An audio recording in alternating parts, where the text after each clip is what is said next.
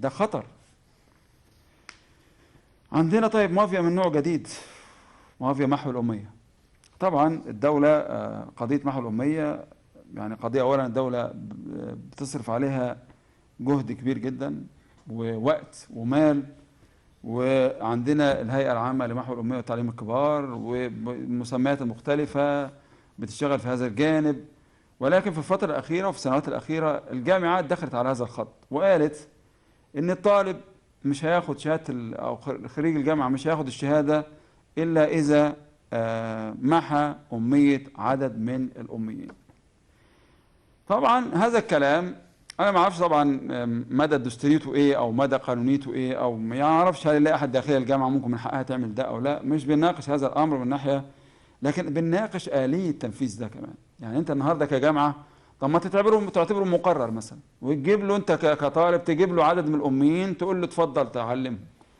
انما انت بتقول لي يا عمي هات لي 10 او ايا كان الرقم تمحي اميته، ويروحوا يختبروا، وبعد ما يختبروا تطلع النتيجه وبتودي ما يفيد بالنتيجه انهم دول وبعدين تاخد الشهاده. دي مساله محتاجه انا ما اعرفش، محتاجه هنعرف يعني، لاني دي فتحت باب للاسف ان اولا ناس بتتاجر في هذه المساله وبتطلب فلوس. هنعرف تفاصيل اكتر من الاستاذ عماد اسماعيل رئيس اللجنه الثقافيه بالمجلس العربي الافريقي، لجنه الثقافه والفنون. استاذ عماد اهلا بك معنا. اهلا بك يا معالي الباشا. يعني انا شرحت باختصار المساله لكن في تفاصيل كتيره بالتاكيد، وعايز اعرف برضو هل ده في جامعه سوهاج فقط ولا في الجامعات كلها بتشترط هذا الامر ولا لا؟ وبرضو يعني برضو بطرح الافكار دي للناس وللحقوقيين برضو وللمحامين، هل ده مدى دستوري ده ايه؟ مدى قانوني ده ايه؟ احنا عندنا جهات معنيه بمحو الاميه زي الهيئه العامه لمحو الاميه وتعليم الكبار، هي الجهه الاساسيه المنوطه بهذا الامر، وحتى الخريج لما بيمحوا اميه بيوديهم للهيئه تمتحنهم. تمام. اتفضل يا استاذ عماد. وفي البدايه طبعا كل الشكر والتقدير لبرنامجكم الموقر، ويكفي انه اول برنامج بل اول وسيله اعلام بتسلط الضوء على هذه المشكله. نعم. مافيا دارسين محو الاميه دي يا خالد ظاهره وليست مشكله. ظاهره. هي ظاهره وليست مشكله، هي عرض وليست المرض. نعم. المشكله الحقيقيه بتكمن في 3 حاجات. اول حاجه انه تكليف الطلاب جامعات بتعليم 8 من محو الاميه امر مش سهل على الطالب. بدليل انه انا مثلا لو اتكلم على سوهاج على الاقل حد ادنى عندي 1000 خريج كل سنه. اكتر من كده 1000 خريج. انا بنقول حد ادنى. يعني دول محتاجين بيعلموا 8000 امي عشان يقدروا يحصلوا على شهاداتهم. طبعا لغايه النهارده العدد كبير، فبالتالي عدد الاميين في الشارع بيقل. فاصبح في صعوبه في الحصول على امي. المفروض انه الهيئه عندها حصر بعدد الاميين. هيئه محو الاميه وتعليم الكبار بالظبط عندها حصر بعدد الاميين موجودين فين واماكنهم ايه. تقول له يا خالد تعالى خد ادي عادي 8 اميين اعلمهم. مفترض. تمام. لا، هيئه محو الاميه رفع ايدها تماما من هذا الموضوع. طب هي دي الجهه المنوطه اصلا، هي الجهه الاصليه اللي هي المفترض هي اللي بتعمل ده اساسا. تمام. فهي ما فيش عندها الاستعداد لان هي تتعاون او توفر لي دارس. فبالتالي اصبح الطالب بيتعب ويبذل مجهود عشان يحصل على دارس، فما فيش. نعم. بعد ده اللي من خلاله نشأت الظاهره انه تعالى خد من عندي امي وانا هديك وديني 300 جنيه، اديني 200 جنيه على كل بطاقه بتاخدها. كان نفسي لو حسام يقدر يجيب لنا الدكتور مصطفى رجب وهو كان يشغل هذا المنصب، لان اخد وجهه نظره برضه، هو استاذ جامعه وكان ماسك رئيس هيئه محو الاميه وتعليم الكبار. ناخد رايه استاذ جامعه. هل هذه الآلية الدكتور رجب استاذنا طبعا، هو شرف لينا. انا عايز اعرف هل هذه الآلية مفيده؟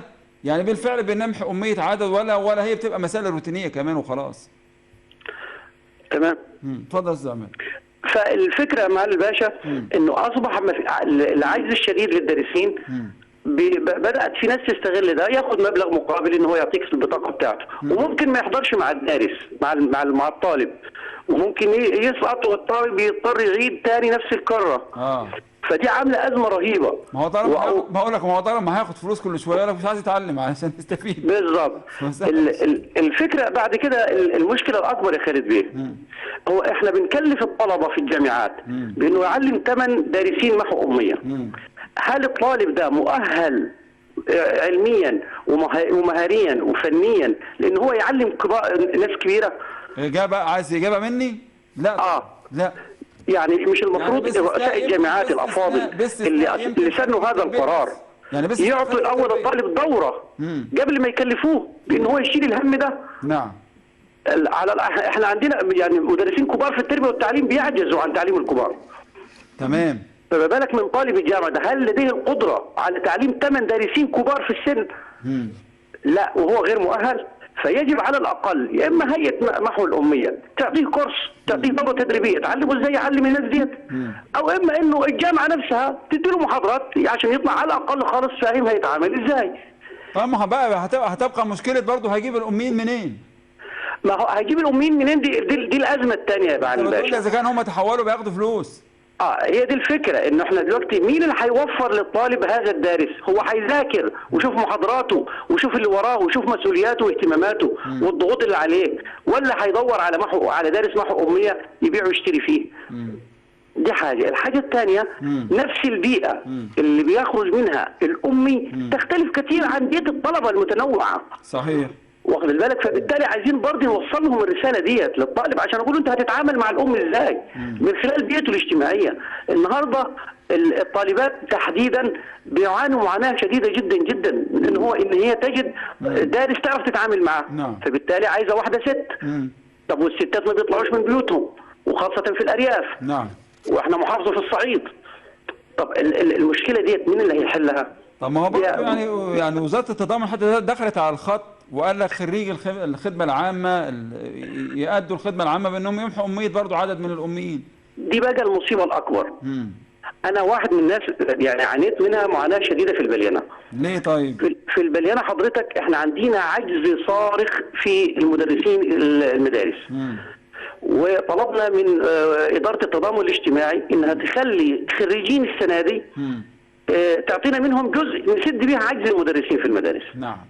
للاسف رفضت واصرت على ان هم مكلفين بتعليم 15 فرد، كل طالب او كل خريج مكلف بتعليم 15 فرد محو اميه، ويشترط ان يكون من تكافل وكرامه كمان. طب انا في مكان ما فيهوش يمكن عدد الموجودين تكافل وكرامه ما يزيدوش عن 50 60. طب بقيه الطلاب دي هجيب لها منين الناس ديت؟ نعم. وده خدمه عامه، والخدمه العامه ما فيش نص فيها بيقول انه احنا نديهم لمحو الاميه فقط. نعم. هو طبعا بصعوبه شديده خالد بيه. هو موضوع يعني مهم. موضوع يعني اولا فكره ان احنا بندور على الاميين ومش لاقيين، دي مساله في حد ذاتها مضحكه. اذا ما عندناش اميه. تمام. لكن هو زي ما حضرتك بتقول ان تحولت لمافيا، وان الراجل الامي بيقول لك انا عايز مبلغ 200 300 جنيه كان الرقم، وبالتالي هو مش بيتعلم التعليم الصحيح، بيروح يمتحن بيفشل، وبالتالي هي الدايره مفرغه. احنا كده بنحل المشكله شكليا فقط. بالظبط. ما بنقضيش على محو الاميه ولا هنقضي عليها بهذا الشكل. احنا عايزين حلول عمليه. الهيئه المفروض يبقى عندها داتا معلومات عن الاميين في المكان ده، في القريه دي، في الحي ده، في النجع ده، عددهم كذا، وبقى عايز الطالب فلان جايين يجي للاداره بتاعت محو الاميه اللي في المركز البليانه مثلا، او في مركز جرجع، او في ساقولته، او في اي حته في مكان، تقول له مثلا انت نجعك في فلان وعلان وسين وصاد مطلوب انك تمحو اميته. ده الجزء الخطير اللي حضرتك قلته، ان لازم كمان ااهل الطالب كمان عشان يبقى عنده قدره. بالظبط. ده الطالب يبقى خريج تربيه واصول تربيه، ومع ذلك بيخش المعترك يقول لك لا ده عايز دورات تدريبيه اللي هو متخصص. تمام. فما بالك من تجاره او هندسه. فنتمنى يبقى في برضه حلول واقعيه. دي احنا يعني دي مشكله عامه تحتاج للحقيقه يا حسام، تحتاج لاراء متنوعه واراء عمليه كمان. يعني حد من الهيئه يدخل معانا يتكلم، دكتور مصطفى رجب لو كان موجود يتكلم. وهل ده مطبق هل الشرط ده موجود في الجامعات الحكوميه فقط، ولا موجود في الجامعات الخاصه والجامعات الاهليه؟ يعني ما اعرفش انا برضه. لا الجامعات الحكوميه فقط يا خالد، والقرار معمم على مستوى الجمهوريه. ما عشان كده ممكن يدخلنا في قصه الدستوريه وعدم الدستوريه وما الى ذلك. انا اتمنى. هو احنا مش ضد انه الطالب يعلم 8 دارسين يا خالد بيه. تمام. احنا كلنا احنا في البدايه تعنينا بشكل مهم جدا ان احنا نتخلص من الاميه في مصر. صحيح. لانه ده موضوع بيعوق التنميه في مصر وبيضرنا كلنا. لكن ازاي هو بس هي الاليه بالظبط، هي اليه التنفيذ ازاي نقضي عليها. صحيح. زي ما قلت ده موضوع مهم، وهو الفكره كلها مرتبطه بآلية التنفيذ، زي ما حدش يفهم برضه ان احنا ضد اننا لا احنا عايزين المشروع يتم بنجاح، بس مش عايزينه يتم بشكل تهريجي وفوضوي ويولد فينا مآسي. ما يبقاش عبء على الطالب، يعني خليه يحب ده، يعني خليه يبقى حاجه بيحبها. يعني انا شفت تقرير من فتره اتعرض عندنا هنا، الدكتور مصطفى عبد الخالق رئيس جامعه سوهاج زار قريه احد الطلاب احد الخريجين، يعني محى اميه عدد كبير، مش 8 بس، عدد كبير من اهل القريه. وفي البدايه كان المشروع ناجح بهذا الشكل خالد بيه. الفتره الاخيره في فوضى. فانت خليه يحب هذا الامر، يعني بعد ما تخرج فحاجه تحبها، لكن انت حاجه مجبر عليها ومش عارف تعملها ازاي. فدي مساله محتاجه اعاده نظر، يعني او محتاجه نفكر مع بعض شويه فيها. كلنا امل في انكم توصلوا صوتنا للساده المسؤولين، وان شاء الله باذن الله على ايديكم كده يكون في حل ان شاء الله. شكرا جزيلا للاستاذ الناشط والاديب والشاعر عماد اسماعيل، رئيس لجنه الثقافه والفنون